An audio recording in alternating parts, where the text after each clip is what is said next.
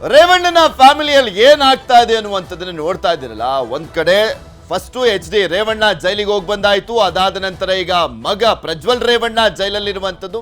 ಈಗ ಮತ್ತೊಬ್ಬ ಮಗ ಸೂರಜ್ ರೇವಣ್ಣ ಕೂಡ ಬಂಧನ ಆಗಿರುವಂಥದ್ದು. ಭವಾನಿ ರೇವಣ್ಣ ಜಸ್ಟ್ ಮಿಸ್ ಅಷ್ಟೇ ಈ ಅಂದ್ರೆ ಇಂದಿನ ಕಿಡ್ನಾಪ್ ಪ್ರಕರಣಕ್ಕೆ ಸಂಬಂಧಪಟ್ಟಂತೆ. ಇಲ್ಲಾಂದ್ರೆ ಅವರು ಜೈಲು ಪಾಲಾಗ್ಬಿಟ್ಟಿರೋರು. 4 ಇದ್ದಾರೆ ಅವ್ರ ಕುಟುಂಬದಲ್ಲಿ. 4 ಕೂಡ ಒಂದಲ್ಲ ಒಂದು ರೀತಿಯಾದಂತ ಸಂಕಷ್ಟ.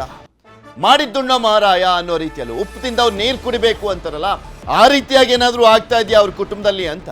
ಸಲಿಂಗ ಕಾಮ ಆರೋಪದಲ್ಲಿ ಸೂರಜ್ ರೇವಣ್ಣ ಅರೆಸ್ಟ್ ಆಗಿದ್ದಾನೆ. ತಡರಾತ್ರಿಯವರೆಗೂ ಕೂಡ ಸೂರಜ್ ರೇವಣ್ಣನನ್ನ ವಿಚಾರಣೆ ಮಾಡಲಾಯಿತು. ಬಳಿಕ ಬಂಧನ ಮಾಡಲಾಗಿದೆ. ರೇವಣ್ಣನ ಹಿರಿಯ ಪುತ್ರ ಸೂರಜ್ ರೇವಣ್ಣ ಬಂಧನ ಆಗಿರುವಂತದ್ದು. ಹಾಸನದ ಹೊಳೆನರಸೀಪುರ ಪೊಲೀಸರಿಂದ ಬಂಧನ ಮಾಡಲಾಯಿತು. ಮಧ್ಯರಾತ್ರಿಯವರೆಗೂ ಕೂಡ ವಿಚಾರಣೆ ಬಳಿಕ ಸೂರಜ್ ರೇವಣ್ಣನನ್ನ ಬಂಧನ ಮಾಡಲಾಗಿದೆ.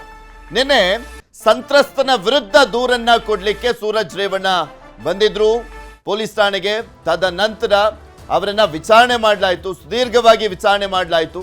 ಸೂರಜ್ ರೇವಣ್ಣನ ವಿರುದ್ಧ ದೂರನ್ನ ಕೊಡಲಾಗಿತ್ತಲ್ಲ, ಆ ಒಂದು ವಿಚಾರಕ್ಕೆ ಸಂಬಂಧಪಟ್ಟಂತೆ ವಿಚಾರಣೆ ಮಾಡಿದ ಬಳಿಕ ಆತನನ್ನ ಬಂಧನ ಮಾಡಲಾಗಿದೆ. ದೂರನ್ನ ನೀಡಲಿಕ್ಕೆ ಬಂದಾಗ ಠಾಣೆಯಲ್ಲೇ ಲಾಕ್ ಆಗಿರುವಂತದ್ದು ಸೂರಜ್ ರೇವಣ್ಣ. ಸಲಿಂಗ ಕಾಮ ಅಂತ ಆರೋಪವನ್ನ ಮಾಡಿದ್ದಂತ ಯುವಕ ಅದಕ್ಕೆ ಸಾಕಷ್ಟು ದಾಖಲೆಯನ್ನ ಕೂಡ ಕೊಟ್ಟಿದ್ದಾನೆ. JDS ಕಾರ್ಯಕರ್ತನಿಂದಲೇ ದೂರನ್ನ ದಾಖಲು ಮಾಡಲಾಗಿರುವಂತದ್ದು. ಹಿಂದೆ ಕೂಡ ಅಷ್ಟೇ ಪ್ರಜ್ವಲ್ ರೇವಣ್ಣ ಇದ್ದಾನಲ್ಲ, ಅವನ ವಿರುದ್ಧನೂ ಕೂಡ ಅಷ್ಟೇ JDSನ ಕೆಲವು ಕಾರ್ಯಕರ್ತರುಗಳೇ ದೂರನ್ನ ಕೊಟ್ಟಿದ್ದಂಥದ್ದು. ಸಂತ್ರಸ್ತರು ಮನೆಯಲ್ಲಿ ವರ್ಕ್ ಮಾಡಿದಂಥವ್ರಾಗಿರ್ಬೋದು, ಹಾಗೆ JDSನಲ್ಲಿ ಕೆಲಸ ಮಾಡಿದಂತಹ ಜನಪ್ರತಿನಿಧಿಗಳು ಕೂಡ ದೂರನ್ನ ಕೊಟ್ಟಿದ್ದಂಥ ಕಾರಣಕ್ಕೋಸ್ಕರನೇ ಪ್ರಜ್ವಲ್ ರೇವಣ್ಣ ಅವನು ಅರೆಸ್ಟ್ ಆಗಿದ್ದ. ಇನ್ನು ಒಂದ್ ಕಡೆ ಇವತ್ತು ಸೂರಜ್ ರೇವಣ್ಣ ಅರೆಸ್ಟ್ ಆಗಿರುವಂಥದ್ದು. ಸಂತ್ರಸ್ತನ ವಿರುದ್ಧ ದೂರನ್ನ ನೀಡಲಿಕ್ಕೆ ಬಂದಿದ್ದಂಥ ಸೂರಜ್ ರೇವಣ್ಣ ಅಲ್ಲೇ ಲಾಕು. ತಡರಾತ್ರಿ ನಿಗೂಢ ಸ್ಥಳಕ್ಕೆ ಕರೆದೊಯ್ದು ಸೂರಜ್ನನ್ನ ವಿಚಾರಣೆ ಮಾಡಿದ್ರು ಪೊಲೀಸರು. ಮತ್ತೆ ಪೊಲೀಸ್ ಠಾಣೆಗೆ ಕರೆ ತಂದಿದ್ದಾರೆ ಪೊಲೀಸರು. ನಂತರ ಬಂಧನ ಮಾಡಲಾಗಿದೆ. ತಾನಾಗೆ ಜೈಲಿಗೆ ಬಂದು ಲಾಕ್ ಆಗಿರುವಂತದ್ದು ಸೂರಜ್ ರೇವಣ್ಣ. 5 ಕೋಟಿಗಾಗಿ ಬ್ಲಾಕ್ ಮೇಲ್ ಅಂತ ಹೇಳಿದ್ದು ಸೂರಜ್ ರೇವಣ್ಣ ಸಂತ್ರಸ್ತನ ವಿರುದ್ಧ. ಆಡಿಯೋ ರೆಕಾರ್ಡ್ ಇದೆ. ಫೋಟೋ ನೀಡಲಿಕ್ಕೆ ಬಂದಿದ್ದಂತ ಸಂದರ್ಭದಲ್ಲಿ ಲಾಕ್ ಆಗಿರೋದು. ಬಂಧನ ಸಾಧ್ಯತೆ ನಿರೀಕ್ಷೆಯನ್ನ ಮಾಡಿರಲಿಲ್ಲ ಸೂರಜ್ ರೇವಣ್ಣ. ವಕೀಲರ ಜೊತೆ ಆಗಮಿಸಿದ್ದಂಥದ್ದು. ಮುಂಜಾನೆ 4 ಗಂಟೆವರೆಗೂ ಕೂಡ ನಡೆದಿತ್ತು ವಿಚಾರಣೆ ಸೂರಜ್ ರೇವಣ್ಣನದ್ದು. ವಿಚಾರಣೆ ಬಳಿಕ ಡಾಕ್ಟರ್ ಸೂರಜ್ ರೇವಣ್ಣ, ವಿಧಾನ ಪರಿಷತ್ನ ಸದಸ್ಯ ಸೂರಜ್ ರೇವಣ್ಣ, ಆತನನ್ನ ಬಂಧನ ಮಾಡಲಾಯಿತು. ಹೊಳೆನರಸೀಪುರ ಗ್ರಾಮಾಂತರ ಠಾಣೆ ಪೊಲೀಸರಿಂದ ಅರೆಸ್ಟ್ ಮಾಡಲಾಯಿತು. ಪ್ರಕರಣದ ವಿಚಾರಣೆಗಾಗಿ ಸಕಲೇಶಪುರ DYSPಯನ್ನ ನೇಮಿಸಿರುವಂತದ್ದು ಸರ್ಕಾರ. ವಿಚಾರಣೆ ಬಳಿಕ ಸೂರಜ್ನನ್ನ ಬಂಧಿಸಿದ್ದಾರೆ ತನಿಖಾಧಿಕಾರಿ ಪ್ರಮೋದ್ ಕುಮಾರ್ ಅವರು. ಈ ಪ್ರಕರಣಕ್ಕೆ ಸಂಬಂಧಪಟ್ಟಂತೆ ನಾನ್ ಬೇಲಬಲ್ ಆಗತ್ತೆ ಒಂದು ಸೆಕ್ಷನ್ ಅನ್ನ ಹಾಕಿರುವಂಥದ್ದು. 377 ಆಗಿರ್ಬೋದು, 506 ಅಂತ ಕಾಣಿಸುತ್ತೆ. ಇದು ಇನ್ನೊಂದು 3-4 ಸೆಕ್ಷನ್ ಅನ್ನ ಸೇರಿಸಿರುವಂಥದ್ದು. ಅದರಲ್ಲಿ ಒಂದು ಸೆಕ್ಷನ್ ಬೇಲ್ ಸಿಗೋದಿಲ್ಲ, ಅರೆಸ್ಟ್ ಮಾಡಲೇಬೇಕಾಗುತ್ತೆ. ಸೊ ಹೀಗಾಗಿ ಅರೆಸ್ಟ್ ಮಾಡಲಾಗಿದೆ. ಈ ವಿಚಾರಕ್ಕೆ ಸಂಬಂಧಪಟ್ಟಂತೆ ಮತ್ತಷ್ಟು ಮಾಹಿತಿಯನ್ನ ಕೊಡ್ತಾ ಹೋಗ್ತಾರೆ ನಮ್ಮ ಹಾಸನದ ಪ್ರತಿನಿಧಿ ಕೃಷ್ಣಮೂರ್ತಿ. ನಮ್ಮ ಜೊತೆ ದೂರವಾಣಿ ಸಂಪರ್ಕದಲ್ಲಿ ಜಾಯಿನ್ ಆಗ್ತಾ ಇದ್ದಾರೆ. ಕೃಷ್ಣಮೂರ್ತಿ, ನಿನ್ನೆ ಸಂತ್ರಸ್ತನ ವಿರುದ್ಧ ದೂರನ್ನ ಕೊಡ್ಲಿಕ್ಕೆ ಬಂದಿದ್ದಂತ ಸಂದರ್ಭದಲ್ಲೇ ಸೂರಜ್ ರೇವಣ್ಣ ಲಾಕ್ ಆಗಿರುವಂತದ್ದು. ರೇವಣ್ಣ ಫ್ಯಾಮಿಲಿಗೆ ಒಂದರ ಮೇಲೊಂದರಂತೆ ದೊಡ್ಡ ಮಟ್ಟದಲ್ಲೇ ಸಂಕಷ್ಟ ಎದುರಾಗ್ತಾ ಇದೆ. ಈಗ ಸೂರಜ್ ರೇವಣ್ಣ ಬಂಧನ ಆಗುವ ಮುಖಾಂತರ ಗಮನಿಸ್ತಾ ಇದೀವಿ ನೋಡು. ಇಲ್ಲಿ ಬಂಧನ ಆಯ್ತಲ್ಲ, ಅದಾದ ನಂತರ ಯಾವ ರೀತಿಯಾಗಿ ಇನ್ನೂ ಕೂಡ ತನಿಖೆ ಮಾಡ್ಲಾಗ್ತಾ ಇದೆ? ಇವತ್ತೆಲ್ಲೆಲ್ಲಿ ಕರ್ಕೊಂಡೋಗಿ ತನಿಖೆಯನ್ನ ಮಾಡುವಂತ ಸಾಧ್ಯತೆ ಇದೆ ಅಂತ? ಪೃಥ್ವಿ, ಹೌದು, ನಿಜವಾಗ್ಲೂ ಸೂರಜ್ ರೇವಣ್ಣ ತಾನಾಗಿ ತಗ್ಲಾಕಿರೋದು ಖಂಡಿತ. ಯಾಕಂತ ಹೇಳಿದ್ರೆ ಮೊನ್ನೆ ಏನು ಸಂತ್ರಸ್ತರ ಯುವಕ ನನಗೆ ಬ್ಲಾಕ್ ಮೇಲ್ ಮಾಡಿದ್ದಾನೆ, ಹಣಕ್ಕಾಗಿ ನನಗೆ ಬೇಡಿಕೆ ಇಟ್ಟಿದ್ದ, ಅದನ್ನ ನಾನು ನಿರಾಕರಿಸಿದ್ದಕ್ಕೋಸ್ಕರವಾಗಿ ನನ್ನ ವಿರುದ್ಧವಾಗಿ ಲೈಂಗಿಕ ದೌರ್ಜನ್ಯ ಆರೋಪವನ್ನ ಮಾಡಲಾಗಿದೆ ಎಂಬಂತಹ ಆರೋಪವನ್ನ ಸೂರಜ್ ರೇವಣ್ಣ ಅವರು ಮಾಡಿ ಅವರ ಆಪ್ತನಿಂದ ಶಿವಕುಮಾರ್ ಎಂಬಂತ ಹೊಳೆನರಸೀಪುರ ನಗರ ಠಾಣೆಯಲ್ಲಿ ದೂರನ್ನು ದಾಖಲೆ ಮಾಡಿದ್ದು ಸುಮಾರು 5 ಕೋಟಿ ಹಣಕ್ಕೆ ಬೇಡಿಕೆ ಇಟ್ಟಿದ್ದ. ಇದನ್ನು ನಿರಾಕರಿಸಿದ್ದಕ್ಕೋಸ್ಕರ ನನಗೆ ಈ ರೀತಿಯ ಆರೋಪವನ್ನ ಮಾಡ್ತಿದ್ದಾರೆ ಎಂಬಂತ ದೂರನ್ನ ಸಲ್ಲಿಸಿದ್ರು. ಆದ್ರೆ ಇದೀಗ ಆ ಪ್ರಕರಣಕ್ಕೆ ಸಂಬಂಧಪಟ್ಟಂಗೆ ನಿನ್ನೆ ಸಂಜೆ 7 ಗಂಟೆ ಸುಮಾರಿಗೆ ಹಾಸನದ ಸೆಂಟ್ ಠಾಣೆಗೆ ಸೂರಜ್ ರೇವಣ್ಣ ಮತ್ತು ಹೊಳೆನರಸೀಪುರ ನಗರ ಪೊಲೀಸರ ಜೊತೆಯಲ್ಲಿ ಬಂದು ಒಂದಷ್ಟು ಮಾಹಿತಿಗಳನ್ನ ಮತ್ತು ದಾಖಲೆಗಳನ್ನ ಕೊಡ್ಲಿಕ್ಕೆ ವಾಟ್ಸ್ಆಪ್ ಮೂಲಕವಾಗಿ ಮಾಡಿರ್ತಕ್ಕಂಥ ಚಾಟ್ ಆಗಿರ್ಬೋದು, ಅವ್ರಿಗೆ ಇರ್ತಕ್ಕಂಥ ಆಡಿಯೋ ರೆಕಾರ್ಡ್ಗಳನ್ನ ಹಾಸನದ ಸೆಂಟ್ ಠಾಣೆಗೆ ಕೊಡ್ಲಿಕ್ಕೆ ಬರ್ತಾರೆ. ಆ ಸಂದರ್ಭದಲ್ಲಿ ಸೂರಜ್ ರೇವಣ್ಣ ಅವರ ವಿಚಾರಣೆಗೆ ಪೊಲೀಸರು ಒಳಪಡಿಸ್ತಾರೆ. ಅದಾದ ನಂತರದಲ್ಲಿ ಅದೇ ಸಂದರ್ಭಕ್ಕೆ ಹೊಳೆನರಸೀಪುರ ಗ್ರಾಮಾಂತರ ಠಾಣೆಯಲ್ಲಿ ಸೂರಜ್ ರೇವಣ್ಣ ವಿರುದ್ಧವಾಗಿ ಮತ್ತೊಂದು ಪ್ರಕರಣ ದಾಖಲಾಗುತ್ತೆ. ಬೆಂಗಳೂರಿನಿಂದ ಬಂದಂತಹ ಸಂತ್ರಸ್ತ ನನ್ನ ಮೇಲೆ ಚನ್ನಪಟ್ಟಣ ತಾಲೂಕಿನ ಗನ್ನಿಕೆರೆ ತೋಟದಲ್ಲಿ ನನಗೆ ಲೈಂಗಿಕ ದೌರ್ಜನ್ಯ ಎಸಗಿದ್ದಾರೆ, ನಾನು ವಿರೋಧ ಮಾಡಿದ್ರು ಕೂಡ ನನಗೆ ಹಿಂಸೆ ಕೊಟ್ಟಿದ್ದಾರೆ ಎಂಬಂತ ದೂರಿನ ಹಿನ್ನೆಲೆಯಲ್ಲಿ ಹೊಳೆನರಸೀಪುರ ಗ್ರಾಮಾಂತರ ಠಾಣೆಯಲ್ಲಿ ಐಟಿ ಸೆಕ್ಷನ್ 377 ಅಡಿಯಲ್ಲಿ ಕೇಸ್ ದಾಖಲಾಗುತ್ತೆ. ಇದನ್ನ ಗಮನ ಹರಿಸಿದ ಹಾಸನ ಪೊಲೀಸರು ಇವರನ್ನ ವಿಚಾರಣೆಯನ್ನು ಮುಂದುವರಿಸಿ ಸುಮಾರು ಬೆಳಗ್ಗೆ 4 ಗಂಟೆವರೆಗೂ ಕೂಡ ವಿಚಾರಣೆಯನ್ನು ನಡೆಸಿ ನಂತರದಲ್ಲಿ ಅವರನ್ನ ಈಗ ಬಂಧನ ಮಾಡ್ಕೊಂಡಿದ್ದಾರೆ. ಇಲ್ಲೂ ಕೂಡ ಅವ್ರನ್ನ ಹೊರಗೆ ಕರ್ಕೊಂಡ್ ಬಂದಿಲ್ಲ. ನಿನ್ನೆ ಒಂದು ಅರ್ಧ ಗಂಟೆಯಷ್ಟು ನಿಗೂಢ ಸ್ಥಳಗಳಿಗೆ ಕರ್ಕೊಂಡು ಹೋಗಿ ಅವ್ರನ್ನ ಮತ್ತೆ ಪೊಲೀಸ್ ಠಾಣೆಗೆ ಕರ್ಕೊಂಡ್ ಬಂದಿದ್ದಾರೆ. ಸಕಲೇಶ್ಪುರ ಡಿವೈಎಸ್ಪಿ ಪ್ರಮೋದ್ ಕುಮಾರ್ ಈ ಒಂದು ಕೇಸ ಹ್ಯಾಂಡಲ್ ಮಾಡ್ತಿದ್ದಾರೆ. ಇಂದು ಸುಮಾರು 10 ಗಂಟೆಗೆ ಹೊಳೆನರಸೀಪುರಕ್ಕೆ ಮತ್ತು ಅವರ ಗನ್ನಿಕೆರೆ ತೋಟಕ್ಕೆ ಕರ್ಕೊಂಡು ಹೋಗುವಂತಹ ಸಾಧ್ಯತೆಗಳು ಇದೆ. ಈ ಎಲ್ಲಾ ಪ್ರಕರಣಗಳನ್ನ ಗಮನಿಸಿದ್ರೆ ತಾನಾಗೆ ಬಂದು ಸೂರಜ್ ರೇವಣ್ಣ ತಗ್ಲಾಕಿದ್ರಲ್ಲಿ ಯಾವುದೇ ರೀತಿಯ ಅನುಮಾನ ಇಲ್ಲ ಪೃಥ್ವಿ. ಈಗ ನಿಗೂಢ ಸ್ಥಳಕ್ಕೆ ಕರ್ಕೊಂಡು ಹೋದ್ರು ವಿಚಾರಣೆಗೆ ಅನ್ನುವಂಥದ್ರ ಬಗ್ಗೆ ಮಾಹಿತಿ ಇದೆಯಲ್ಲ, ಇಲ್ಲಿ ಸೂರಜ್ ರೇವಣ್ಣನ ವಿರುದ್ಧ ಸೆಕ್ಷನ್ 377, 342, 506 ಅಡಿ ಕೇಸನ್ನ ದಾಖಲು ಮಾಡಿಕೊಳ್ಳಲಾಗಿದೆ. ಸೂರಜ್ ರೇವಣ್ಣನ ಮೊಬೈಲನ್ನ ಏನಾದರೂ ವಶಪಡಿಸಿಕೊಳ್ಳಲಾಗಿದೆ. ಇನ್ನು ಆತನ ಕರ್ಕೊಂಡೋಗಿತ್ತಲ್ಲ ಗನ್ನಿ ಕಡೆಗೆ, ಅಲ್ಲೂ ಕೂಡ ಏನಾದರೂ ಸ್ಥಳ ಮಹಜರನ್ನ ಮಾಡಲಾಗಿದೆಯಾ? ಎಲ್ಲೆಲ್ಲಿ ಆತನಿಗೆ ಕಿರುಕುಳ ಕೊಡಲಾಗಿತ್ತು ಅಂತ ಹೇಳಲಾಗ್ತಾ ಇತ್ತಲ್ಲ ಅಲ್ಲಿ? ಖಂಡಿತ ಇದು ಸಹಜ ಪ್ರಕ್ರಿಯೆ. ಸಾಮಾನ್ಯವಾಗಿ ಪೊಲೀಸರು ಅವರ ವಿರುದ್ಧವಾಗಿ ದೂರನ್ನ ಕೊಟ್ಟಂತ ಸಂದರ್ಭದಲ್ಲಿ ಅವರು ಏನು ಈ ಪ್ರಕರಣಕ್ಕೆ ಸಂಬಂಧಪಟ್ಟಂತೆ ಆ ಸಂತ್ರಸ್ತ ಯುವಕ ಏನಿದ್ದಾನೆ ಆರೋಪ ಮಾಡಿದ್ದಾನೆ ಅವರ ಮೊಬೈಲ್ ಆಗಿರ್ಬೋದು ಮತ್ತು ಸೂರಜ್ ರೇವಣ್ಣನು ಕೂಡ ಒಂದು ದೂರನ್ನು ದಾಖಲಿಸಿರೋದು. ಇಬ್ಬರು ಮೊಬೈಲ್ ಅನ್ನು ಕೂಡ ವಶಕ್ಕೆ ತೆಗೆದುಕೊಂಡು ಅವರಿಬ್ಬರ ನಡುವೆ ಮದುವೆ ನಡೆದಿರ್ತಕ್ಕಂಥ ಕೃಷ್ಣಮೂರ್ತಿ ಮಾತನಾಡ್ತಾ ಹೋಗ್ತೀನಿ ಹಾಗೆ ಸಂಪರ್ಕದಲ್ಲಿ. ಸೂರಜ್ ವಿರುದ್ಧ 3 ಸೆಕ್ಷನ್ಗಳನ್ನ ಸೇರಿಸಲಾಗಿದೆ ಈ ಪ್ರಕರಣದಲ್ಲಿ. ಅದು IPC ಸೆಕ್ಷನ್ 377. ಏನು IPC ಸೆಕ್ಷನ್ 377 ಅಂತ ನೋಡಿದಾದ್ರೆ ಬಲವಂತದ ಅಸಹಜ ಲೈಂಗಿಕ ಕ್ರಿಯೆ. IPC ಸೆಕ್ಷನ್ 506 ಜೀವ ಬೆದರಿಕೆಯನ್ನ ಹಾಕಿರುವಂತ ಸೆಕ್ಷನ್ ಅನ್ನ ಕೂಡ ಸೇರಿಸಲಾಗಿದೆ. ಹಾಗೆ IPC ಸೆಕ್ಷನ್ 342 ಅಕ್ರಮವಾಗಿ ಬಂಧನದಲ್ಲಿಟ್ಟು ಅತ್ಯಾಚಾರವನ್ನ ಮಾಡಲಾಗಿದೆ, ಅಸಹಜ ಲೈಂಗಿಕ ಕಿರುಕುಳ. IPC ಸೆಕ್ಷನ್ 377 ಕೇಸ್ನಲ್ಲಿ 10 ವರ್ಷದವರೆಗೂ ಕೂಡ ಜೈಲು ಶಿಕ್ಷೆ ಆಗುವಂತ ಸಾಧ್ಯತೆ ಇರುತ್ತೆ. IPC ಸೆಕ್ಷನ್ 506 ಜೀವ ಬೆದರಿಕೆಗೆ 2 ವರ್ಷದವರೆಗೂ ಕೂಡ ಜೈಲು ಶಿಕ್ಷೆ ಆಗುವಂತ ಸಾಧ್ಯತೆ ಇರುತ್ತೆ. ನೋಡಿದ್ರಲ್ಲ ಯಾವ ರೀತಿಯಾದಂಥ ಸಂಕಷ್ಟ, ಆ ರೀತಿಯಾದಂಥ ಸೆಕ್ಷನ್ಗಳನ್ನ ಇಲ್ಲಿ ಸೇರಿಸಲಾಗಿರುವಂಥದ್ದು. ಇನ್ನ ಕೃಷ್ಣಮೂರ್ತಿ ಗಮನಿಸೋದಾದ್ರೆ ಈ ಸೆಕ್ಷನ್ಗಳನ್ನ ತುಂಬಾ ಗಂಭೀರವಾಗಿ ಪೊಲೀಸರು ಈ ಪ್ರಕರಣವನ್ನ ಕೈಗೆತ್ತಿಕೊಂಡಿದ್ದಾರೆ. ಸಂತ್ರಸ್ತ ಕೊಟ್ಟಂತ ದೂರಿನ ಆಧಾರದ ಮೇಲೆ ಮೋಸ್ಟ್ ಪ್ರಾಬಬ್ಲಿ ಸಾಕಷ್ಟು ಸಂಕಷ್ಟವನ್ನ ಎದುರಿಸಬೇಕಾಗುತ್ತೆ ಅಂತ ಕಾಣಿಸುತ್ತೆ. IPC ಸೆಕ್ಷನ್ಗಳ ಅಡಿಯಲ್ಲಿ ಈ ದೂರು ದಾಖಲಾಗಿರುವಂಥದ್ದನ್ನ ನೋಡ್ತಾ ಇದ್ರೆ ಖಂಡಿತ ಪೃಥ್ವಿ, ಇದು ಸಲಿಂಗ ಕಾಮದ ಅಧಿಕಾರಕ್ಕೆ ಬರೋದ್ರಿಂದ IPC ಸೆಕ್ಷನ್ 377 ಅಪ್ಲೈ ಆಗೋದ್ರಿಂದ ಅದನ್ನ ಸಂತ್ರಸ್ತ ದೂರು ಕೊಟ್ಟಿದ್ದೇನೆ. ಆ ಸಂತ್ರಸ್ತನ ದೂರಿನ ಆಧಾರವಾಗಿ 377 ಆಯ್ದುಕೊಂಡಿರ್ತಕ್ಕಂಥದ್ದು. ಮಹಿಳೆಯರ ಮೇಲೆ ದೌರ್ಜನ್ಯವನ್ನು ಎಸಗಿದ ಸಂದರ್ಭದಲ್ಲಿ 376 ಹಾಕ್ತಾರೆ. ಈಗ ಪುರುಷ ಆಗಿರೋದ್ರ 377 ಅಸಹಜ ಲೈಂಗಿಕ ದೌರ್ಜನ್ಯ ಪ್ರಕ್ರಿಯೆ ಅಂತ ಹೇಳಿ ಅವರು ಪೊಲೀಸರು ಕೂಡ ದೂರನ್ನು ದಾಖಲಿಸಿಕೊಂಡಿದ್ದಾರೆ. ಇದರಲ್ಲಿ ತೀರಾ ಗಂಭೀರವಾದಂತಹ ಪ್ರಕರಣ ಕೂಡ ನಾವು ಗಮನಿಸಬಹುದು. ಸೂರಜ್ ರೇವಣ್ಣನವರ ವಿರುದ್ಧವಾಗಿ ಏನು ಆರೋಪವನ್ನು ಮಾಡಿದ್ದಾರೆ ಆ ಉಲ್ಲೇಖದಲ್ಲಿ ಸಂಪೂರ್ಣವಾಗಿ ವಿವರವನ್ನ ಸಂತ್ರಸ್ತ ಯುವಕ ಬರೆದುಕೊಂಡಿದ್ದಾನೆ. ಆದ್ರೆ ಇನ್ನೊಂದು ವಿಚಾರವನ್ನು ಗಮನಿಸಬೇಕು. ಸೂರಜ್ ರೇವಣ್ಣನವರ ಬಳಿ ಕೂಡ ಕೆಲವಷ್ಟು ದಾಖಲಾತಿಗಳಿದೆ. ನನ್ನ ಸೂರಜ್ ರೇವಣ್ಣನವರ ಬಳಿ ಏನ್ ದಾಖಲಾತಿ ಇದೆ ಅದರಲ್ಲಿ ನನಗೆ ಹಣವನ್ನ ಕೊಡ್ಲಿಲ್ಲ, ಅದಕ್ಕೋಸ್ಕರವಾಗಿ ನಾನು ನಿಮ್ಮ ವಿರುದ್ಧ ದೂರನ್ನ ತನಿಖೆಬೇಕಾಗುತ್ತೆ, ನಾನು ಕಾನೂನು ಕ್ರಮವನ್ನು ಕೈಗೊಳ್ತೀನಿ ಎಂಬಂತ ಮೆಸೇಜ್ಗಳನ್ನು ಕೂಡ ಸೂರಜ್ ರೇವಣ್ಣನವರಿಗೆ ಆತ ಮಾಡಿದಂತಹ ಕೆಲ ದಾಖಲಾತಿಗಳನ್ನು ಸೂರಜ್ ರೇವಣ್ಣನವರು ಇಟ್ಕೊಂಡಿದ್ದಾರೆ.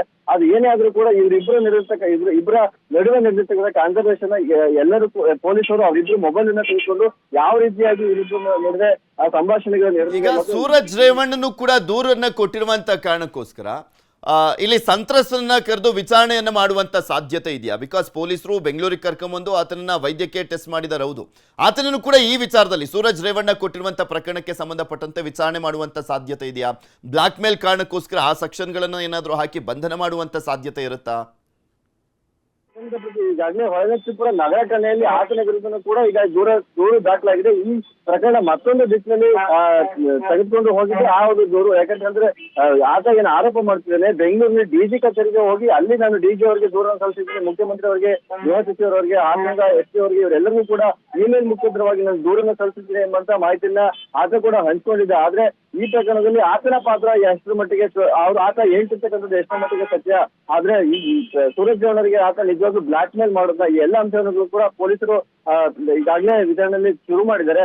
ಆದ್ರೆ ನಿನ್ನೆ ಏನು ಆತ ಸಂಜೆ 5 ಗಂಟೆಗೆ ಹೊಳೆನರಸೀಪುರ ಗ್ರಾಮಾಂತರ ಠಾಣೆಗೆ ಆ ದೂರನ್ನು ನೀಡಲಿಕ್ಕೆ ಬಂದ್ವಿ. ಅದಕ್ಕಿಂತ ಮುಂಚಿತವಾಗಿ ಹೊಳೆನರಸೀಪುರ ಪೊಲೀಸರು ಆತನಿಗೆ ನೋಟಿಸ್ ಅನ್ನು ಹೊರಡಿಸಿದ್ರೆ ಎಂಬಂತ ಮಾಹಿತಿ ಕೂಡ ನಮಗೆ ಲಭ್ಯ ಆಗಿದೆ. ನೀವು ವಿಚಾರಣೆಗೆ ಹಾಜರಾಗಿ ಸೂರಜ್ ರೇವಣ್ಣನವರು ಮತ್ತು ಶಿವಕುಮಾರ್ ಎಂಬಂತವರು, ಸೂರಜ್ ರೇವಣ್ಣ ಆಪ್ತ ಶಿವಕುಮಾರ್ ಇವರಿಬ್ರು ಕೂಡ ನಿಮ್ಮ ವಿರುದ್ಧವಾಗಿ ದೂರನ್ನು ಸಲ್ಲಿಸಿದ್ದಾರೆ. ಅದಕ್ಕೆ ಸಂಬಂಧಪಟ್ಟಾಗ ನೀವು ವಿಚಾರಣೆಗೆ ಹಾಜರಾಗಬೇಕು ನೋಟಿಸ್ ಅನ್ನು ಕೂಡ ಅವರಿಗೆ ಹೊರಡಿಸಿದ್ದಾರೆ ಎಂಬಂತ ಮಾಹಿತಿ ಕೂಡ ಸಿಗ್ತಾ ಇದೆ. ಇಬ್ಬರ ಮೇಲೂ ಕೂಡ ಈಗ ಕಂಪ್ಲೇಂಟ್ ಮತ್ತು ಕೌಂಟರ್ ಕಂಪ್ಲೇಂಟ್ ಇರೋದ್ರಿಂದ ನಾವೀಗ ಸೂರಜ್ ರೇವಣ್ಣ ಜನಪ್ರತಿನಿಧಿ ಆಗಿರೋದ್ರಿಂದ ಇವರ ವಿರುದ್ಧ ಗಂಭೀರವಾದ ಕೇಸ್ಗಳನ್ನು ಕೂಡ ಹಾಕಿರೋದ್ರಿಂದ ಈ ಪ್ರಕರಣ ಮತ್ತಷ್ಟು ಗಂಭೀರತೆಯನ್ನು ಪಡ್ಕೊಂಡಿದೆ. ಪೃಥ್ವಿ, ಓಕೆ, ಮತ್ತಷ್ಟು ಅಪ್ಡೇಟ್ಸ್ಗಳನ್ನು ನೆಕ್ಸ್ಟ್ ಬುಲೆಟಿನ್ಗಳಲ್ಲಿ ಪಡ್ಕೊಳ್ತಾ ಹೋಗ್ತೀನಿ. ಧನ್ಯವಾದ ಕೃಷ್ಣಮೂರ್ತಿ ನಿಮ್ಮೆಲ್ಲ ಮಾಹಿತಿಗಾಗಿ.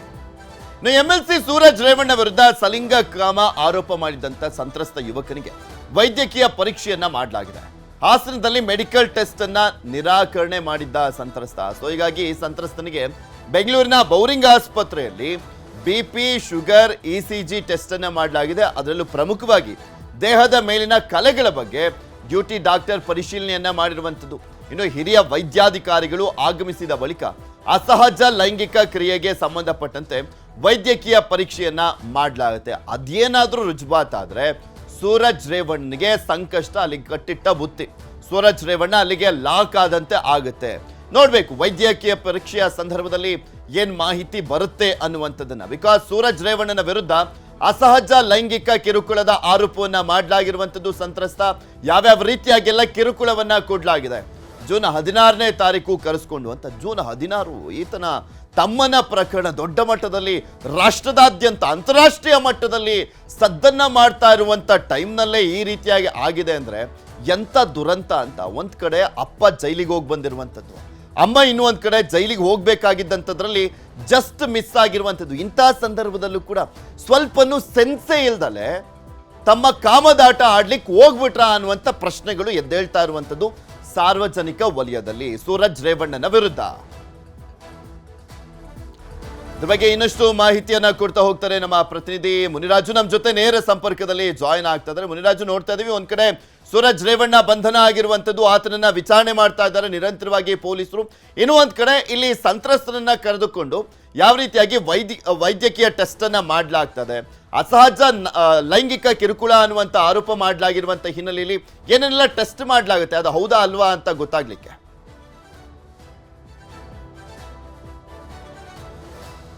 ಪೃಥ್ವಿ, ಏನು ಹಾಸನದಲ್ಲಿ ದಾಖಲಾಗಿರುವಂತಹ ಏನು ಸೂರಜ್ ರೇವಣ್ಣ ವಿರುದ್ಧದ ಅಸಹಜ ಲೈಂಗಿಕ ಪ್ರಕರಣ ಏನಿದೆ, ಈ ಒಂದು ಪ್ರಕರಣಕ್ಕೆ ಸಂಬಂಧಪಟ್ಟಂತೆ ಈಗ ಸಂತ್ರಸ್ತನನ್ನ ಬೋರಿಂಗ್ ಆಸ್ಪತ್ರೆಗೆ ಕರ್ಕೊಂಡು ಬಂದಿರೋದು.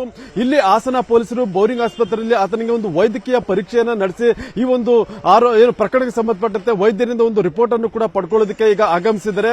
ಏನು ತಡರಾತ್ರಿ 2 ಗಂಟೆ ಸುಮಾರಿಗೆ ಸಂತ್ರಸ್ತ ಯುವಕನನ್ನ ಪೊಲೀಸರು ಕರ್ಕೊಂಡು ಬಂದಿದ್ದಾರೆ. ಈ ವೇಳೆ ಇಲ್ಲಿದ್ದಂತ ಡ್ಯೂಟಿ ಡಾಕ್ಟರ್ ಏನಿದ್ರೆ ಆತನಿಗೆ ಜನರಲ್ ಚೆಕ್ಅಪ್ ಅನ್ನ ಮಾಡಿದರೆ, ಅಂದ್ರೆ BP, ಶುಗರ್ ಮತ್ತೆ ECG ಅನ್ನ ಚೆಕ್ ಮಾಡಿರುತ್ತದೆ. ಆದ್ರೆ ಈ ಒಂದು ಪ್ರಕರಣಕ್ಕೆ ಸಂಬಂಧಪಟ್ಟಂತೆ ಪ್ರಮುಖವಾಗಿ ಏನು ಅಸಹಜ ಲೈಂಗಿಕ ಕ್ರಿಯೆ ಅಂತ ಏನು ಒಂದು ಆರೋಪ ಇದೆ, ಈ ಒಂದು ಆರೋಪಕ್ಕೆ ಸಂಬಂಧಪಟ್ಟಂತೆ ಒಂದು ವೈದ್ಯಕೀಯ ಟೆಸ್ಟ್ ಅನ್ನು ಕೂಡ ಮಾಡಬೇಕಾಗುತ್ತೆ. ಏನು ತನಿಖಾಧಿಕಾರಿಗಳು ಯಾವ್ಯಾವ ಒಂದು ಪರೀಕ್ಷೆಗೆ ಒಂದು ಮೆಮೋವನ್ನು ಕೊಟ್ಟಿರ್ತಾರೋ ಆ ಒಂದು ಮೆಮೋ ಆಧಾರದ ಮೇಲೆ ವೈದ್ಯರು ಕೂಡ ಆತನಿಗೆ ಒಂದು ಪರೀಕ್ಷೆಯನ್ನು ಮಾಡೋದಕ್ಕೆ ಈಗ ಮುಂದಾಗಿರೋದು. ಈಗ ಬೆಳಿಗ್ಗೆ 10 ಗಂಟೆ ಸುಮಾರಿಗೆ ಏನು ತಜ್ಞ ವೈದ್ಯರು ಇಲ್ಲಿಗೆ ಆಗಮಿಸ್ತಾರೆ. ಆ ಸಂದರ್ಭದಲ್ಲಿ ಆತನಿಗೆ ಒಂದು ಮೆಡಿಕಲ್ ಟೆಸ್ಟ್ ಅನ್ನು ಮಾಡಿ ನಂತರ ಒಂದು ರಿಪೋರ್ಟ್ ಅನ್ನ ಪೊಲೀಸರ ಕೈಗೆ ಕೊಡ್ತಾರೆ. ಆ ನಂತರ ಏನು ಇಲ್ಲಿ ಸಿಗುವಂತ ರಿಪೋರ್ಟ್ ಏನಿದೆ ಆ ಒಂದು ರಿಪೋರ್ಟ್ ಅನ್ನು ತೆಗೆದುಕೊಂಡು ನಂತರ ಸಂತ್ರಸ್ತನನ್ನ ಹಾಸನಕ್ಕೆ ಕರೆದೊಯ್ದು ಅಲ್ಲಿ ವಿಚಾರಣೆ ಮಾಡೋದಕ್ಕೂ ಕೂಡ ಈಗ ಪೊಲೀಸರು ಮುಂದಾಗಿದ್ದಾರೆ.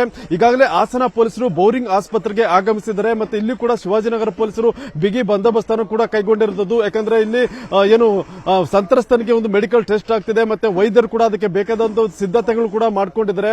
10 ಗಂಟೆ ಸುಮಾರಿಗೆ ಈ ಒಂದು ಮೆಡಿಕಲ್ ಟೆಸ್ಟ್ ಆಗುತ್ತೆ. ಆನಂತರ ಆತನನ್ನ ಇಲ್ಲಿಂದ ನೇರವಾಗಿ ಹಾಸನಕ್ಕೆ ಕರೆದೊಯ್ದಕ್ಕೆ ಸಿದ್ಧತೆಯನ್ನ ಮಾಡಿಕೊಂಡಿದ್ದಾರೆ. ಪೃಥ್ವಿ, ಸಲಿಂಗಕಾಮ ಕೇಸ್ನಲ್ಲಿ ಸೂರಜ್ ರೇವಣ್ಣ ಅರೆಸ್ಟ್ ಆಗಿರುವಂತದ್ದು ಚನ್ನರಾಯಪಟ್ಟಣದ ಗನ್ನಿಕಡ ತೋಟದಲ್ಲಿ ಜೂನ್ 16ರಂದು ಲೈಂಗಿಕ ದೌರ್ಜನ್ಯ ಎಸಗಿದ್ದಾಗಿ ಆರೋಪವನ್ನ ಮಾಡಿರುವಂತದ್ದು ಸಂತ್ರಸ್ತ ಯುವಕ.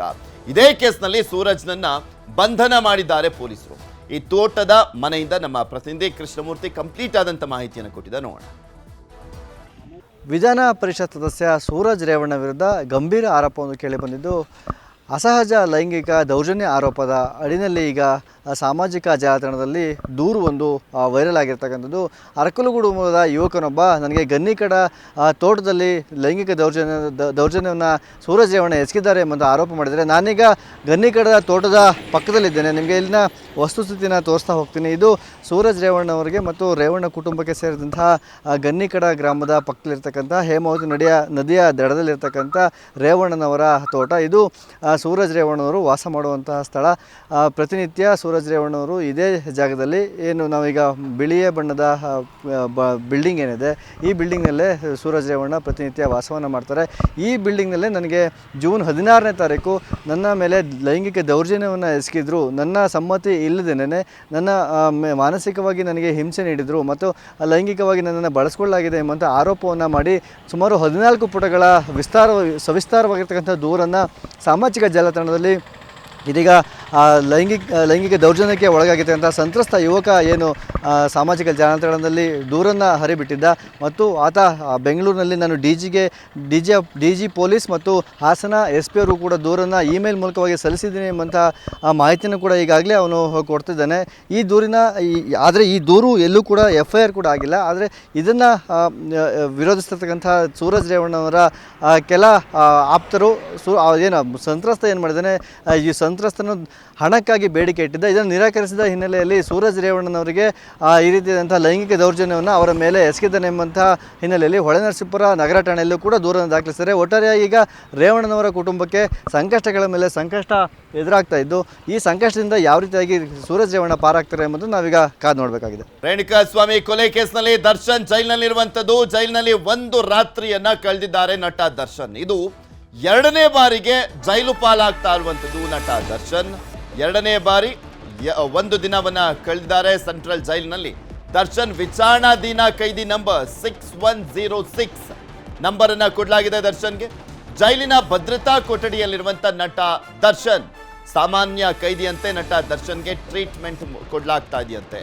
ಕಾರ್ಪೆಟ್ ಬೆಡ್ಶೀಟ್ ನೀಡಿದಂತ ಜೈಲಾಧಿಕಾರಿಗಳು ಬೇರೆಯವ್ರಿಗೆ ಯಾವ ರೀತಿಯಾಗಿ ಟ್ರೀಟ್ ಮಾಡ್ತಾರೋ ಅದೇ ರೀತಿಯಾಗಿ ಟ್ರೀಟ್ ಮಾಡ್ತಾ ಇದ್ದಾರಂತೆ ನಟ ದರ್ಶನ್ಗೂ ಕೂಡ. ವಿಚಾರಣಾಧೀನ ಕೈದಿಗಳಿಗೆ ಹೇಗೆ ಟ್ರೀಟ್ ಮಾಡ್ತಾರಲ್ಲ ಹಾಗೆ. ರಾತ್ರಿ ಚಪಾತಿ ಅನ್ನ ಸಾಂಬಾರ್, ಬೆಳಗ್ಗೆ ಪಲಾವ್ ಸೇವನೆ ಮಾಡಿದ್ದಾರೆ ದರ್ಶನ್. ಇಂದು ಜೈಲು ವೈದ್ಯಾಧಿಕಾರಿಯಿಂದ ಆರೋಗ್ಯ ತಪಾಸಣೆಯನ್ನ ಮಾಡಲಾಗುತ್ತೆ. ವೈದ್ಯರು ಸೂಚಿಸಿದ್ರೆ ದರ್ಶನ್ಗೆ ಬೆಡ್ ಅನ್ನ ಕೊಡುವಂತ ಸಾಧ್ಯತೆ ಇದೆ ಅಂತ ಹೇಳಲಾಗ್ತಾ ಇದೆ. ದರ್ಶನ್ನ ಪಶ್ಚಾತ್ತಾಪ ಪಟ್ಟಿದ್ದಾರಂತೆ. ಜೈಲಿಗೆ ಹೋಗುವಂತ ಸಂದರ್ಭದಲ್ಲಿ ಪೊಲೀಸರ ಬಳಿ ಇನ್ನು ಒಂದ್ ಕಡೆ ಚಿಂತಾಕ್ರಾಂತರಾಗಿ ಜೈಲಿನಲ್ಲೂ ಕೂಡ ಇರುವಂಥದ್ದು, ಸರಿಯಾಗಿ ನಿದ್ದೆನೂ ಕೂಡ ಮಾಡಿಲ್ಲ ಅಂತ ಹೇಳಲಾಗ್ತಾ ಇರುವಂಥದ್ದು. ಈ ಘಟನೆ ಆದ ಬಳಿಕದಿಂದ ಅಂದ್ರೆ ಪೊಲೀಸರು ವಿಚಾರಣೆ ಮಾಡುವಂತ ಸಂದರ್ಭದಲ್ಲಿ ಆಗಿರ್ಬೋದು, ಈಗ ಜೈಲಲ್ಲಿರುವಂತ ಸಂದರ್ಭದಲ್ಲೇ ಆಗಿರ್ಬೋದು, ನಾನು ಎಂತ ದೊಡ್ಡ ತಪ್ಪನ್ನ ಮಾಡಿದೆ ಅಂತ ಪಶ್ಚಾತ್ತಾಪ ಪಡ್ತಾ ಇದ್ದಾರಂತೆ ದರ್ಶನ್. ಬಿಕಾಸ್ ಅವರ ಹಾವಭಾವ ನೋಡಿದ್ರೆ ಗೊತ್ತಾಗುತ್ತೆ. ಮತ್ತು ಒಂದ್ ಕಡೆ ದರ್ಶನ್ ಮುಖದಲ್ಲಿ ಇರುವಂತಹ ಪಶ್ಚಾತ್ತಾಪ, ಪಾಪ ಪ್ರಜ್ಞೆ ಅನ್ನುವಂಥದ್ದು, ಆಕೆ A1 ಆರೋಪಿ ಇದ್ದಾಳಲ್ಲ ಪವಿತ್ರ ಗೌಡ, ಆಕೆಯ ಮುಖದಲ್ಲಿ ಮಾತ್ರ ಕಾಣಿಸ್ತಾನೆ ಇಲ್ಲ. ಕಣ್ಣೀರನ್ನ ಹಾಕ್ಬಿಟ್ಲು. ಅವಳೆಲ್ಲೋ ದರ್ಶನ್ ಜೈಲಿಗೆ ಹೋಗಿರುವಂತ ಕಾರಣಕ್ಕೋಸ್ಕರ, ನಾನೇ ಕಾರಣ ಆಗ್ಬಿಟ್ಟೆ ಅನ್ನೋ ಕಾರಣಕ್ಕೋಸ್ಕರ ಕಣ್ಣೀರನ್ನ ಹಾಕಿದ್ದಾಳೆ ಅಂತ ಹೇಳಲಾಗ್ತದೆ. ಮೋಸ್ಟ್ ಪ್ರಾಬಬ್ಲಿ ಅದು ಸುಳ್ಳೇ ಇರಬೇಕೇನಾ, ಯಾಕೆಂದ್ರೆ ಆಕೆಯ ಮುಖದಲ್ಲಿ ಸ್ವಲ್ಪನೂ ಕೂಡ ಅದು ಕಾಣಿಸ್ತಾ ಇರಲಿಲ್ಲ. ಇದ್ರ ಬಗ್ಗೆ ಇನ್ನಷ್ಟು ಮಾಹಿತಿಯನ್ನ ಕೊಡ್ತಾ ಹೋಗ್ತಾರೆ ನಮ್ಮ ಪ್ರತಿನಿಧಿ ಮುನಿರಾಜು ನಮ್ಮ ಜೊತೆ ನೇರ ಸಂಪರ್ಕದಲ್ಲಿ ಜಾಯ್ನ್ ಆಗ್ತಾ ಇರುವಂತದ್ದು. ಮುನಿರಾಜು, ನೋಡ್ತಾ ಇದೀವಿ ದರ್ಶನ್ ಈಗ ಒಂದು ರಾತ್ರಿಯನ್ನ ಕಳೆದಿರುವಂತದ್ದು. ಜೈಲಲ್ಲಿ ಇದ್ದಂತ ಸಂದರ್ಭದಲ್ಲಿ ಯಾವ ರೀತಿಯಾಗಿ ಇದ್ದಾರಂತೆ, ಹೇಗಿದೆಯಂತೆ ಅವರ ದಿನಚರಿ, ಯಾವ ರೀತಿಯಾಗಿ ಪಶ್ಚಾತ್ತಾಪವನ್ನ ಪಡ್ತಾ ಇದ್ದಾರಂತೆ ಅಂತ.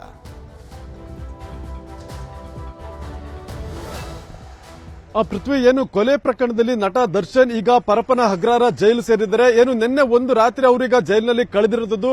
ಈ ಸಂದರ್ಭದಲ್ಲಿ ಅವ್ರಿಗೆ ಜೈಲಿನಲ್ಲಿ ಒಂದು ರೀತಿಯ ಪಶ್ಚಾತ್ತಾಪ ಈಗ ಕಾಡ್ತಾ ಇದೆ. ಯಾಕಂದ್ರೆ ಈಗ ಅವರು 2ನೇ ಬಾರಿ ಜೀವನದಲ್ಲಿ 2ನೇ ಬಾರಿ ಅವರು ಜೈಲಿಗೆ ಹೋಗ್ತಾ ಇರೋದು. ಆದ್ರೆ ಈ ಬಾರಿ ಅವರು ಕೊಲೆ ಕೇಸಲ್ಲಿ ಹೋಗಿರೋದು. ಯಾಕಂದ್ರೆ ಈ ಮೊದಲು ಜೈಲಿಗೆ ಹೋಗಿ ಹೊರಗಡೆ ಬಂದ ನಂತರ ಒಂದು ಅದ್ಭುತವಾಗಿ ಒಂದು ಕೆಲವು ಸಿನಿಮಾಗಳನ್ನು ಕೂಡ ಕೊಟ್ಟಿದ್ರು. ನಂತರ ಒಂದು ದೊಡ್ಡ ಮಟ್ಟದಲ್ಲಿ ರಾಜ್ಯದಲ್ಲಿ ಹೆಸರನ್ನು ಕೂಡ ಮಾಡ್ಕೊಂಡಿದ್ರು. ಆದ್ರೆ ಆ ನಂತರ ಈಗ ಕೊಲೆ ಕೇಸಲ್ಲಿ ಜೈಲಿಗೆ ಹೋಗಿರೋದ್ರಿಂದ ಅವರು ಅಲ್ಲಿಗ ಪಶ್ಚಾತ್ತಾಪವನ್ನು ಕೂಡ ಪಡ್ತಾ ಇದ್ದಾರೆ. ಯಾಕಂದ್ರೆ ತನ್ನ ಕೆರಿಯರ್ ಎಲ್ಲೋ ಒಂದ್ ಕಡೆ ಹಾನಿ ಆಯ್ತು, ಮತ್ತೆ ದೊಡ್ಡ ಮಟ್ಟದ ಒಂದು ಹೊಡೆತ ಕೂಡ ಈಗ ಕೆರಿಯರ್ಗೆ ಬಿದ್ದಿರೋದ್ರಿಂದ ಮುಂದೆ ಯಾವ ರೀತಿ ಇದರಿಂದ ರಿಕವರಿ ಆಗಬೇಕು, ಮತ್ತೆ ಏನೆಲ್ಲ ಒಂದು ಸರ್ಕಸ್ ಮಾಡಬೇಕು ಅನ್ನೋದು ಚಿಂತೆ ಕೂಡ ಈಗ ಅವ್ರಿಗೆ ಕಾಡ್ತಾ ಇರೋದು.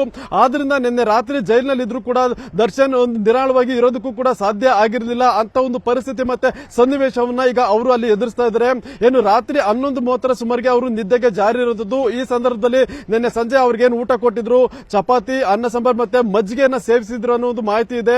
ಆನಂತರ 11:30 ಸುಮಾರಿಗೆ ಅವರು ನಿದ್ದೆಗೆ ಜಾರಿದ್ದು ಬೆಳಿಗ್ಗೆ 6:30ಕ್ಕೆ ಎಚ್ಚರಗೊಂಡಿದ್ದಾರೆ. ಈ ವೇಳೆ ಪೇಪರ್ ಇದ್ರು ಕೂಡ ಪೇಪರ್ ಅನ್ನು ಕೂಡ ಅವರು ನೋಡೋದಕ್ಕೆ ಮುಂದಾಗಿರಲಿಲ್ಲ.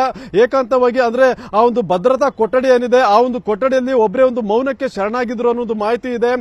ನಂತರ ಇವತ್ತು ಬೆಳಿಗ್ಗೆ 8:30 ಸುಮಾರಿಗೆ ಅವ್ರಿಗೆ ಜೈಲಿನ ಮೆನು ಪ್ರಕಾರ ಇವತ್ತು ವೆಜ್ ಪಲಾವನ್ನ ತಿಂಡಿಯಾಗಿ ಕೊಟ್ಟಿದ್ದಾರೆ. ಈಗಾಗಲೇ ತಿಂಡಿ ಕೂಡ ಸೇರಿಸಿದ್ದು, ಈಗಲೂ ಕೂಡ ಮೌನಕ್ಕೆ ಶರಣಾಗಿದ್ದು ಒಬ್ಬರೇ ಆ ಒಂದು ಕೊಠಡಿಯಲ್ಲಿ ಇದ್ದಾರೆ ಅನ್ನೋದು ಮಾಹಿತಿ ಇದೆ. ಮತ್ತೆ ಅವ್ರ ಜೊತೆಗೆ ಮತ್ತೊಬ್ಬ ಆರೋಪಿ ಏನು ವಿನಯ್ ಇದ್ದಾನೆ, ವಿನಯ್ ಮತ್ತೆ ದರ್ಶನ್ ಇಬ್ರು ಕೂಡ ಆ ಒಂದು ಜೈಲಿನ ಭದ್ರತಾ ಕೊಠಡಿ ಏನಿದೆ ಆ ಒಂದು ಕೊಠಡಿಯಲ್ಲಿ ಉಳ್ಕೊಳ್ಳೋದಕ್ಕೆ ಒಂದು ವ್ಯವಸ್ಥೆಯನ್ನು ಕೂಡ ಮಾಡಿದ್ದಾರೆ. ಪೃಥ್ವಿ, ನಟ ದರ್ಶನ್ ಸೇರಿದಂತೆ 4 ಮೊಬೈಲ್ ನಲ್ಲಿ ಏನಿದೆ, ಯಾಕೆಂದ್ರೆ ಆ ಮೊಬೈಲ್ ಇದೆಯಲ್ಲ ತುಂಬಾ ಇಂಪಾರ್ಟೆಂಟ್ ಆಗುತ್ತೆ. ಮೊಬೈಲ್ ನಲ್ಲಿ ಯಾರ್ಯಾರಿಗೆ ಕರೆಯನ್ನ ಮಾಡಿದ್ರು, ವಾಟ್ಸಪ್ ಚಾಟ್ ಯಾವ ರೀತಿಯಾಗಿ ಆಗಿದೆ, ಇದೆಲ್ಲವೂ ಕೂಡ ಈ ಪ್ರಕರಣದಲ್ಲಿ ತುಂಬಾ ಇಂಪಾರ್ಟೆಂಟ್. ಫೋನ್ ಆಕ್ಸೆಸ್ ಮಾಡಲಿಕ್ಕೆ ಕೋರ್ಟ್ ಅನುಮತಿಯನ್ನ ಕೇಳಲಾಗಿತ್ತು. ಕರೆ, ಚಾಟಿಂಗ್, ವಿಡಿಯೋಗಳ ಪರಿಶೀಲನೆಯನ್ನ ಮಾಡುವಂತ ನಿಟ್ಟಿನಲ್ಲಿ ನಟ ದರ್ಶನ್, ಧನ್ರಾಜ್, ವಿನಯ್, ಪ್ರದೋಷ್ ಫೋನ್ ಅನ್ನ ಇಲ್ಲಿ ಪಂಚನಾಮೆಯನ್ನ ಮಾಡುವಂತ ನಿಟ್ಟಿನಲ್ಲಿ ಮುಂದಾಗಿದ್ದಾರೆ. ಪಂಚರ ಸಮಕ್ಷಮದಲ್ಲಿ ಆನ್ಸೀಲ್ ಮಾಡಿರುವಂಥದ್ದು ಪೊಲೀಸರು. ಮೊಬೈಲ್ನಲ್ಲಿರುವಂತಹ ಸಾಕ್ಷ್ಯ ಕೋರ್ಟ್ಗೆ ಸಲ್ಲಿಸಲಿಕ್ಕೆ ಸಿದ್ಧತೆಯನ್ನ ಮಾಡಿಕೊಂಡಿದ್ದಾರೆ ಪೊಲೀಸರು. ಈ ಪ್ರಕರಣದಲ್ಲಿ ಸ್ಪೆಷಲಿ ಯಾವ ಮಾಹಿತಿನೂ ಮಿಸ್ ಆಗಬಾರ್ದು, ಯಾವ ಸಾಕ್ಷಿಗಳು ಕೂಡ ಮಿಸ್ ಆಗಬಾರ್ದು, ಆ ರೀತಿಯಾಗಿ ಪೊಲೀಸರು ತನಿಖೆಯನ್ನ ಮಾಡ್ತಾ ಇರುವಂತದಕ್ಕೆ ಇದು ಕೂಡ ಒಂದು ಸ್ಪಷ್ಟ ನಿದರ್ಶನ. ಈಗ ಆಲ್ರೆಡಿ ಸುಮಾರು 139 ಸಾಕ್ಷಿಗಳನ್ನ ಸಂಗ್ರಹಿಸಲಾಗಿದೆ ಈ ಪ್ರಕರಣದಲ್ಲಿ. ರೇಣುಕಾಸ್ವಾಮಿ ಕೊಲೆ ಕೇಸ್ ತನಿಖೆ ಚುರುಕುಗೊಂಡಿದೆ. ಕೊಲೆ ನಡೆದಂತ ಶೆಡ್ನಲ್ಲಿದ್ದಂತ ಲೆಡ್ಜರ್ ಬುಕ್ ಅನ್ನ ಕೂಡ ಪೊಲೀಸರು ಜಪ್ತಿ ಮಾಡಿದ್ದಾರೆ. ಪಟ್ಟಣಗೆರೆ ಶೆಡ್ನಲ್ಲಿದ್ದಂತ ಲೆಡ್ಜರ್ ಬುಕ್ ಅನ್ನ ಸೀಸ್ ಮಾಡಲಾಗಿದೆ. ಲೆಡ್ಜರ್ ಬುಕ್ ಅಂದ್ರೆ ಆ ಒಂದು ಪಟ್ಟಣಗೆರೆ ಶೆಡ್ಗೆ ಯಾರು ಬರ್ತಾರೆ, ಹೋಗ್ತಾರೆ, ಎಷ್ಟೊತ್ತಿಗೆ ಬರ್ತಾರೆ, ಏನೇನು ತರಲಾಗಿತ್ತು, ಯಾವುದ್ರಲ್ಲಿ ಬರಲಾಗಿತ್ತು, ಎಲ್ಲದನ್ನು ಕೂಡ ಮೆನ್ಷನ್ ಮಾಡಲಾಗುತ್ತೆ. ಸೊ ಅದನ್ನ ಸೀಸ್ ಮಾಡಿದ್ದಾರೆ ಪೊಲೀಸರು. ದೀಪಕ್ ಎಂಬುವರಿಗೆ ಲೀಸ್ಗೆ ಕೊಟ್ಟಿದ್ದಂತ ಶೆಡ್ ಇದು. ಜಯಣ್ಣ ಅವರು ದೀಪಕ್ ಅನ್ನುವಂಥವ್ರಿಗೆ ಅವರು ಜಯಣ್ಣ ಹೇಳಿದ ರೀತಿಯಲ್ಲಿ ಬಾಡಿಗೆ ಅಂತ ಕಾಣಿಸುತ್ತೆ, ಬಾಡಿಗೆ ಕೊಟ್ಟಿದ್ದಂಥ ಶೆಡ್ಡು. ಪಂಚನಾಮೆ ನಡೆಸಿ ಶೆಡ್ ಲೆಡ್ಜರ್ ಬುಕ್ ಅನ್ನ ಜಪ್ತಿ ಮಾಡಲಾಗಿದೆ. ಶೆಡ್ಗೆ ಯಾರು ಬಂದಿದ್ರು ಅಂತ ತನಿಖೆಯನ್ನ ಮಾಡಲಾಗುತ್ತೆ. ಅದರಲ್ಲಿ ಮೆನ್ಷನ್ ಮಾಡಲಾಗಿರ್ತಲ್ಲ, ಅದು ಮೆನ್ಷನ್ ಆಗಿದೆಯಾ ಇಲ್ವಾ ನೋಡಬೇಕು ಲೆಡ್ಜರ್ ಬುಕ್ನಲ್ಲಿ. ದರ್ಶನ್ನು, ಹಾಗೆ ದರ್ಶನ್ ಜೊತೆ ಇಷ್ಟು ಜನ ಎಷ್ಟೊತ್ತಿಗೆ ಬಂದಿದ್ರು, ಯಾವಾಗ ಹೋದ್ರು, ಯಾರ್ಯಾರೆಲ್ಲ ಬಂದಿದ್ರು, ಅದೆಲ್ಲ ಮೆನ್ಷನ್ ಆಗಿದೆಯಾ ನೋಡಬೇಕು. ಲೆಡ್ಜರ್ ಬುಕ್ ಅನ್ನ ಪ್ರಮುಖ ಸಾಕ್ಷ್ಯ ಅಂತ ಪರಿಗಣಿಸಿ ಜಪ್ತಿ ಮಾಡಲಾಗಿದೆ. ಇನ್ನು ದರ್ಶನ್ ವಿರುದ್ಧ ಗುಡುಗಿರುವಂತದ್ದು ಸ್ಟಾರ್ ಡೈರೆಕ್ಟರ್. ದರ್ಶನ್ಗೆ 4 ಹಿಟ್ ಚಿತ್ರಗಳನ್ನ ನೀಡಿದಂತ ನಿರ್ದೇಶಕ ಒಬ್ಬ ನಟಿ ಮಾತನ್ನ ಕೇಳಿ ದೂರ ಆದ್ರಂತೆ ದರ್ಶನ್. ಸ್ಟಾರ್ ಡೈರೆಕ್ಟರ್ ಮಾತನಾಡಿದ್ದಾರೆ. ಸ್ಟಾರ್ ಡೈರೆಕ್ಟರ್ ಓಂ ಪ್ರಕಾಶ್ ಅವರು ಮಾತನಾಡಿರುವಂಥದ್ದು. ನ್ಯೂಸ್ 18ಗೆ ನಿರ್ದೇಶಕ ಓಂ ಪ್ರಕಾಶ್ ಹೇಳಿಕೆಯನ್ನು ಕೊಟ್ಟಿದ್ದಾರೆ. ನಾ ಕೇಳೋಕ್ಕೂ ಮುಂಚೆ ಕಾಲ್ ಶೀಟ್ ಅನ್ನ ಕೊಡ್ತಾ ಇದ್ರು ದರ್ಶನ್. ಆ ನಟಿ ಸಿಕ್ಕ ಮೇಲೆ ನನ್ನ ಕಡೆ ತಿರುಗಿಯೂ ಕೂಡ ನೋಡ್ಲಿಲ್ಲ ಅವರು. ದರ್ಶನ್ ಮೇಲೆ ಆರೋಪ ಮಾಡ್ತಾ ಇದ್ದಾರೆ. 10 ವರ್ಷಗಳಿಂದ ನಾನು ದರ್ಶನ್ ಜೊತೆ ಮಾತನಾಡಿಲ್ಲ. ರೇಣುಕಾಸ್ವಾಮಿ ಕೊಲೆ ಮಾಡಿದ್ದು ತುಂಬಾ ದೊಡ್ಡ ತಪ್ಪು. ದರ್ಶನ್ ಆಗ್ಲಿ ಯಾರೇ ಆಗ್ಲಿ ಶಿಕ್ಷೆ ಆಗಬೇಕು ಅಂತ ಆಗ್ರಹಿಸಿದ್ದಾರೆ. ನೊಂದ ಕುಟುಂಬಕ್ಕೆ ನ್ಯಾಯ ಸಿಗಲೇಬೇಕು. ಮೃತನ ತಂದೆ ತಾಯಿ ಮಡದಿಗೂ ನ್ಯಾಯ ಸಿಗಬೇಕು. ದರ್ಶನ್ ವಿರುದ್ಧ ಹರಿಯಾಯ್ದಿರುವಂಥದ್ದು ಓಂ ಪ್ರಕಾಶ್ ರಾವ್ ನಿರ್ದೇಶಕ. ದರ್ಶನ್ ನಟನೆಯ ಕಲಾಸಿಪಾಳ್ಯ, ಅಯ್ಯ, ಮಂಡ್ಯ, ಪ್ರಿನ್ಸ್, ಯೋಧ, ಅಣ್ಣವರು ಸಿನಿಮಾವನ್ನ ಮಾಡಿರುವಂಥದ್ದು ಓಂ ಪ್ರಕಾಶ್. ಇವರನ್ನ ನಮ್ಮ ಪ್ರತಿನಿಧಿ ಸತೀಶ್ ಮಾತನಾಡಿಸಿದ್ದಾರೆ. ಏನ್ ಹೇಳಿದ್ರು ಹಾಗಾದ್ರೆ ಓಂ ಪ್ರಕಾಶ್ ನೋಡೋಣ. ನಟ ದರ್ಶನ್ ರೇಣುಕಾಸ್ವಾಮಿ ಕೊಲೆ ಪ್ರಕರಣದಲ್ಲಿ ಈಗಾಗಲೇ ಜೈಲು ಪಾಲಾಗಿದ್ದಾರೆ. ಸೊ ಇನ್ನು ದರ್ಶನ್ ಅವರ ಕೆರಿಯರ್ ಅಲ್ಲಿ ಬರೋಬ್ಬರಿ 1/2 ಡಜನ್ ಸಿನಿಮಾಗಳನ್ನ ಮಾಡಿದಂಥವರು ಓಂ ಪ್ರಕಾಶ್ ರಾವ್ ಅವರು ನಮ್ಮ ಜೊತೆಲಿದ್ದಾರೆ.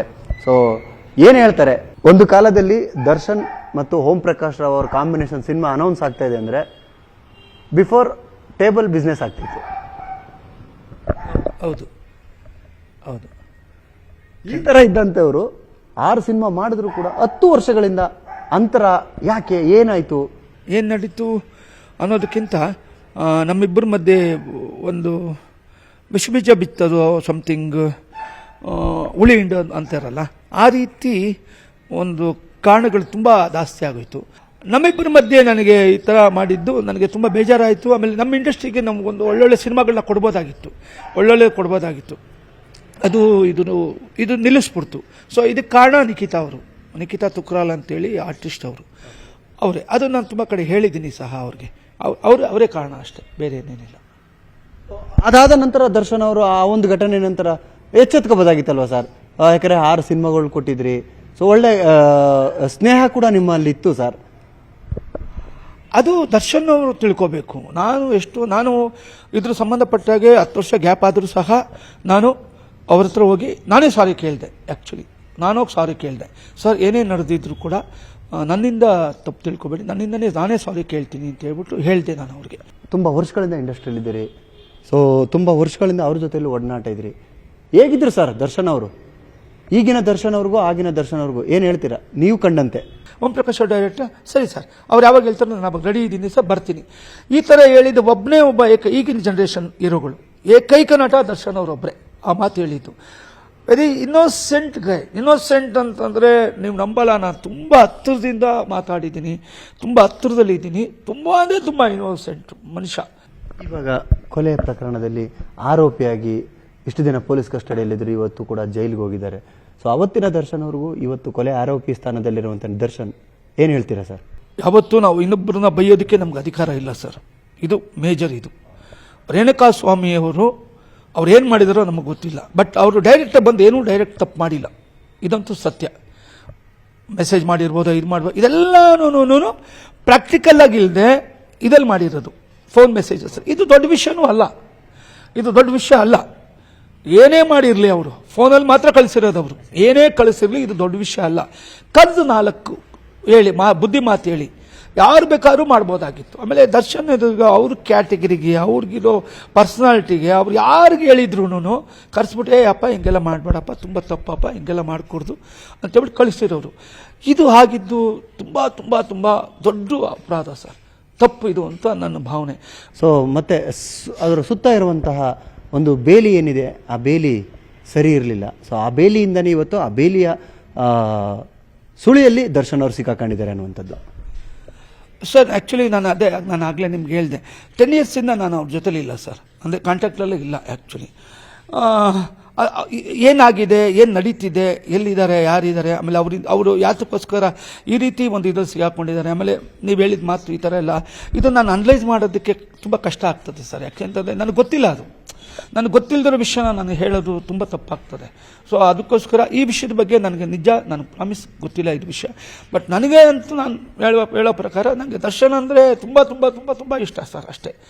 ಇದಿಷ್ಟು ಹಿರಿಯ ನಿರ್ದೇಶಕರಾದಂಥ ಓಂ ಪ್ರಕಾಶ್ ಅವರ ಮಾತುಗಳಾಗಿತ್ತು. ಕ್ಯಾಮ್ರಾ ಪರ್ಸನ್ ಗುರುಶೇಖರ್ ಜೊತೆ ಸತೀಶ್ ಕನಕಪುರ, ನ್ಯೂಸ್ 18 ಬೆಂಗಳೂರು.